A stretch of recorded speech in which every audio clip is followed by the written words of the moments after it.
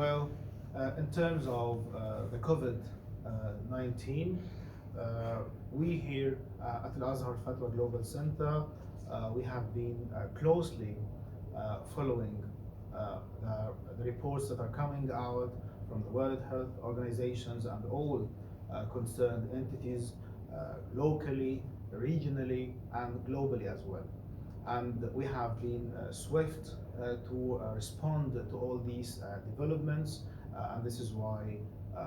all the members of Al-Azhar Fatwa Global Center they have been actively engaged in awareness campaigns in many languages on all the social media platforms. We have issued an initiative under the name Wiqaya or protection in order to raise awareness among all community members in order to protect themselves and to make sure that all necessary measures of safety are being taken to prevent the spread of COVID-19. Another important point that I'd like to stress here is the fact that Al-Azhar's Board of Senior Scholars has issued a fatwa to the effect that it is permissible to suspend temporarily holding the Friday or the Jum'ah congregations and also the rest of the congregational prayers where the concerned authorities deem it necessary and vital to take such a measure. This is definitely in conformity with the well-established principles and maxims of the noble Islamic Sharia, and it's a well-known fact that one of the major objectives that the noble Sharia aims to protect and to safeguard is the human life. Thus, saving the human life is one of the major aims that all of the rulings of the noble Islamic Sharia aim to protect and to safeguard, and in citing the proofs for supporting this fatwa that Al-Azhar Board of Senior Scholars has issued, a number of proofs have been invoked, and one of them is the hadith of Abdullah ibn Abbas, may Allah be pleased with him, which is reported in both Sahih al-Bukhari and also in Sahih Muslim, that when it was a very rainy day, he said to the caller to prayer not to say Hayya ala Salah, that's not to say come to prayer, rather he instructed him to say pray at your homes. And for the companions who were there and who found this to be a little bit not familiar, he mentioned clearly that this is the guidance of the Prophet ﷺ in order to save the members of the community from any hardship. And of course, this is very apparent when it comes to protecting the lives of all the members of the community against the spread of the coronavirus. So this is clearly established that protecting the human life and taking all the measures to do so is also vital and is of a paramount importance. A number of points that also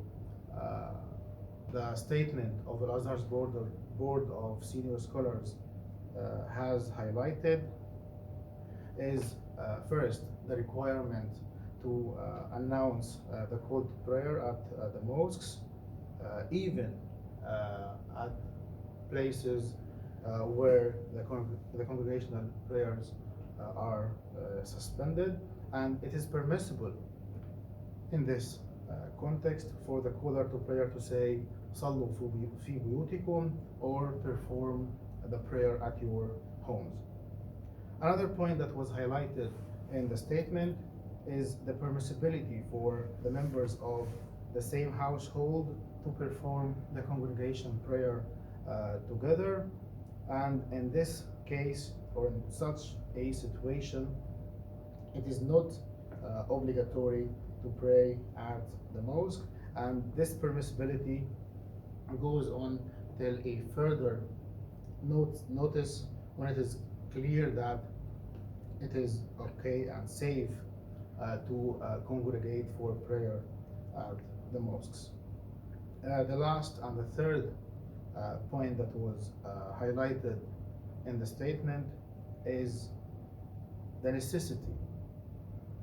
that's on each and every